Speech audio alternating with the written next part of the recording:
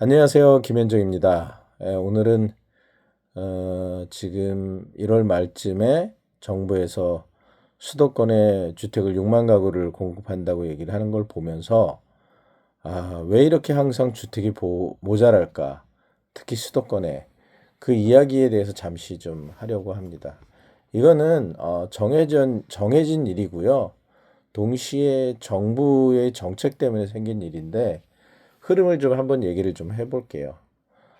지금의 부동산 문제는 인구가 수도권으로 너무 몰리는 현상 때문에 일어난 그 결과입니다. 그러니까 그 젊은 사람들이 지방에 있는 사람도 몰리고 서울에 있는 사람도 지방으로 가려 하지 않고 그러다 보니까 생긴 문제 있는데요. 그 원인은 정부가 이제 수도권에만 인프라 투자를 주로 하기 때문에 그렇습니다. 그에 따라 이제 대기업이 수도권으로 몰리고 또 수도권으로 대기업이 몰리니까 그 소득이 지방과 그 수도권의 그 급여 차이가 납니다. 지방에서 300만 원 받으면 수도권에서 400만 원 받는 그런 형태 같죠. 그에 따라 청년들이 몰리고 청년이 몰리니까 주택이 모자라게 되죠. 그들이 먹고 살. 그러면 주택이 모자라는 걸 보고는 주택을 짓는 사람과 그 주택을 갖고 있는 사람은 가격을 비싸게 부르게 됩니다. 당연히 보니까 사람들은 전에도 제가 말씀드렸지만 인간은 이기적입니다. 자기만 생각하지 다른 사람을 생각하지 않고요. 생존을 위해서 그게 가장 합리적인 방법이죠. 그럼 지방은 인구가 줄고 청년은 이동하지만 노년은 갈 수가 없죠. 서울에 와서 할 일이 없으니까. 그러면 그 상황을 본 정부는 또 뭘 하냐면 그 사람들이 살 집을 쥐어 주겠다고 통화량을 늘립니다. 대출도 늘려주고요. PF도 하게 됩니다. 그게 단계예요. 그러면 경기는 통화량은 경기가 좋아지면 늘지만 또 경기가 나쁘다고 또 정부가 늘립니다. 경기가 나쁘니까 경기 좋아지라고 금리를 낮추고 통화량을 찍어줘요. 통화는 여러분 착각하시면 안 됩니다. 정부가 원하면 무제한 가능합니다. 많은 나라 보셨잖아요. 아르헨티나, 터키 그런 나라들 보셨으면 통화를 마음대로 늘린다는 소리를 못하면은 통화는 마음대로 늘리는 게 아니다라는 소리를 하면 멍청하다라고 얘기를 듣습니다. 그 다음에 정부가 통화를 늘리고 또 하나 웃기는 건 정치인들은 자기 업적을 자랑하려고 금리를 낮추고 경기가 활성화되는 것처럼 보이려고 합니다. 그러면 결국엔 수도권이 어떻게 되겠어요? 결국 경쟁이 심화되고 결혼과 출산을 미루게 됩니다. 왜냐하면 주택 가격은 비싸게 불렀죠. 소득은 지방보다 좀 높다고는 했지만 경쟁이 심하니까 그런 자리를 얻은 사람은 그나마 다행이에요. 그런데 그걸 못 얻은 사람은 지방이나 별 차이 없는 소득으로 살아야 되고요. 조금 더 받는다고 해도 주택 가격이 비싸니까 또 같이 모아야 돼요. 그러니까 경쟁이 심화될 수밖에 없죠. 그러면 젊은 사람은 결혼과 출산을 미루게 되고 그러면 결혼과 출산을 미루게 되니까 인구는 총량이 줍니다. 그럼 인구는 총량이 주는데 문제는 모든 곳의 지역에서 사람이 죽지만 사람이 죽고 빠진 곳이 공간으로 남아 있는 것은 지방이고 왜 젊은 사람들이 다시 또 수도권으로 또 올라오니까요. 돈을 더 벌겠다고. 거기서 못 견딘 사람은 다시 지방으로 가겠지만 일단 올라옵니다. 좋은 일자리가 없다고. 좋은 일자리가 뭐죠? 상대적으로 비싼 일자리예요. 만약에 서울에 500만 원짜리 일자리가 있고 지방에 400만 원짜리 일자리가 있다고 칩시다. 그러면 지방에 있는 사람은 서울 올라가겠죠. 그런데 지방에 400만 원 일자리가 있고 서울에 300만 원짜리 일자리가 있다 그러면 어떻게 되겠어요?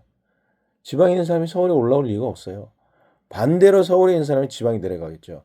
가장 큰 이유는 일자리가 그 원인입니다. 그런데 그 일자리는 왜 생겼을까요? 대기업이 서울에 집중돼서 그런 거예요. 대기업은 또 왜 서울에 집중됐을까요? 인프라가 거기 많고 인프라 투자가 잘 돼 있고 사람이 많이 몰렸으니까 대기업은 또 거기 있는 거예요. 이게 악순환입니다. 빈곤의 악순환이라고 그래야 될까요? 그러면 나중에 이게 이제 인구가 총량적으로 줄어들 거예요. 지금 현재도 줄고 있지만 결혼 출산 미루게 되니까 이거는 가난한 사람부터 결혼과 출산을 미루게 됩니다. 왜냐? 상대적으로 돈이 없으니까 결혼과 출산을 미루는데 중산층도 그런 현상이 넘어지고 만약에 그 고소득까지 이렇게 넘어가면 그때는 인구가 폭발적으로 감소하겠죠. 그러면 정부가 놔둘까요? 그렇지 않아요. 또 이민자를 받아들일 거고 그래도 또 총량은 줄겠죠. 그렇지만 장기간 우리가 보이지 않게 우리가 잘 모르게 인구가 지방은 느끼겠지만 수도권도 결국에는 늘게 될 거고 이게 언제 멈추냐. 더 이상 수도권이 빡빡하지 않고 수도권이 사람이 많다라고 느끼지 못할 때까지 계속 지속될 겁니다. 그 말은 인구 추세는 하락하는 것을 막지 못할 것이라는 거고요. 그러면 장기간 이렇게 인구가 줄면 만약에 수도권까지 인구가 널널하고 사람이 없다라고 느끼게 되면 전국의 모든 인구가 굉장히 낮은 단계로까지 감소하겠죠. 그 전까지는 인구 감소에 따른 이게 모든 것들이 평화롭게 될 때까지는 그 경쟁이나 이런 것들이 계속 고통이 지속될 수밖에 없습니다. 그게 언제가 될지는 저는 잘 모르겠어요. 다만 이게 피부색으로 느낄 때 피부색이 아니라 피부적으로 느낄 때가 아마 2040년 전후가 아닐까 생각을 해봅니다. 여러 사람과 대화를 해보고 뭐 GPT를 이용을 해보고 출생과 사망 대출 자료를 분석을 해보고 내린 결론은 우리가 본능적으로 느낄 때가 2040년 정도가 되지 않을까.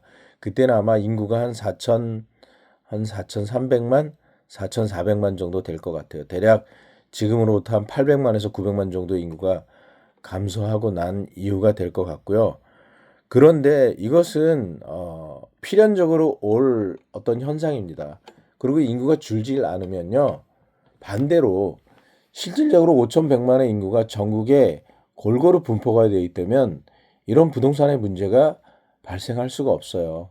그런데 어느 반이나 1등과 꼴찌가 있듯이 어느 국가나 제1의 발전 국가, 제일 낮은 곳에 발전이 늦은 도시가 따로 있게 돼 있습니다. 그거는 어쩔 수가 없어요. 그러면 정부는 어떻게 되냐면 이 차이를 사실을 균등하게 하거나 아니면 각 지역마다 특색을 달리해서 낮은 곳에 있는 지역도 그 지역에서만 할 수 있는 독창적인 산업이나 독창적인 일자리를 만들어주는 노력을 굉장히 고민 있게 해야 되는데 과거에 우리는 무조건 수도권 일방 이렇게 됐기 때문에 어느 나라보다 더 심해진 겁니다. 사실 서울과 경기도를 합쳐서 50%가 넘는 국가는 일본도 그렇진 않아요. 일본도 도쿄 중심이라고 해도 35% 정도 됩니다. 물론 지금 도쿄도 인구가 감소하면 할수록 도쿄 일국 체제가 더 진한 색깔을 띠는 것은 맞습니다. 도쿄만 부동산이 오르고 오사카도 주춤하고 나고야도 주춤하고 있는 게 사실이에요. 그나마 오사카는 일본 안에서 제2의 우리 부산보다 더 나은 위치를 갖고 있지만 보세요. 서울은 900만인데 부산은 300만이에요. 근데 일본의 도쿄는 3,600만 명입니다. 근데 오사카가 대략 1,000만 명이 좀 넘는 걸로 돼 있는데 이거를 결국엔 어떻게든 해결하겠다? 6만 명으로 6만 가구로 해결하겠다? 해결 못할 겁니다. 잠깐 내려왔다가 다시 올라올 거예요. 그런데 여기에 더 문제가 되는 것이 통화량입니다. 인구가 이렇게 수도권에 몰려서 경쟁이 치열하면 반대로 통화량을 줄여야 돼요. 왜냐하면 그렇게 해야 통화의 가치가 올라가니까 자산 가격의 상승을 반대로 막을 수 있습니다. 근데 정부가 원하나요? 그렇지 않죠. 정치인들은 돈이 막 흔한 듯이 느끼게 해서 결국엔 인플레를 막지 못할 겁니다. 그래서 이거를 근본적으로 해결할 방법을 찾자면 아까 말씀드린 대로 수도권 집중을 해결하는 게 가장 큰 방법이에요. 그러면 극단적으로 무슨 방법을 찾으면 좋을까? 저는 만약에 가능하다 그러면 지금 정부에서 하는 그 지방 통합 도시라고 해야 되나요? 부울경을 하나로 묶는 거, 그리고 뭐 대전이나 충청도를 하나로 묶는 거, 그다음에 전라도 쪽을 하나로 묶는 걸 해서 특히 서울과 경기도에 있는 예산을 저는 예산의 70%를 부울경과 청주나 이런 쪽 대전 지역하고 전라도 쪽을 3등분해서 서울의 예산의 70%를 아예 분할해서 넘겨주는 게 가장 효과적이라고 생각합니다. 결국엔 돈이 문제거든요. 아까 말씀드린 대로 인프라 투자가 잘 되는 건 수도권이 인프라 투자가 잘 되기 때문이고, 물론 그렇게 했을 때 수도권에서 반발이 심할 겁니다. 그렇지만 나라를 생각하는 통치자라면 저는 예산 자체를 서울시의 예산의 70%를 세 군데 권역으로 아예 나눠주고 서울은 아예 니들은 알아서 살아라 이렇게 해야 될 거라고 생각하고요. 서울대도 예산이 7천억이 가고 지방이 2천억이 가면 반대로 서울대 예산을 2천억으로 하고 지방이 7천억으로 배정을 해서 반영을 해야 된다고 생각합니다. 만약에 이런 얘기를 하면 아마 그런 얘기들 할 거예요. 아니 지금 서울도 발전해서 서울이 가야 되는데 그걸 하면 되느냐. 그런데 곰곰이 생각해 볼 필요가 있어요. 만약에 서울만 1극이 남는다. 이거는 제가 볼 때는 무언가 얻을 수도 있을 거예요. 제일 위에 있는 최고의 재능이 있는 사람들은. 그렇지만 더 빠른 인구 감소는 막지 못할 겁니다. 어차피 인구 감소는 거의 막을 수 없다는 생각이 들어요. 오늘은 그 수도권에 6만 가구의 주택을 공급한다는 얘기를 듣고 생각이 좀 들어서 동영상을 찍어봤습니다. 어차피 인구 감소는 막을 수 없는 정해진 길이다. 그리고 지금 제가 뭐 좀 이따가 주식이 오르는 거에 대한 어떤 현상이 왜 오르는지에 대한 개인적인 생각을 좀 하겠지만 수도권 부동산 가격의 상승은 막을 수 있는 방법이 현재는 없다. 뭐 가구 수를 6만 가구를 늘리든 6천만 가구를 늘리면 몰라도 현재로는 할 수 있는 방법은 따로 없다. 라고 생각이 들어서 오늘 이 동영상을 찍었습니다. 네, 이상 감사합니다. 김현정이었습니다.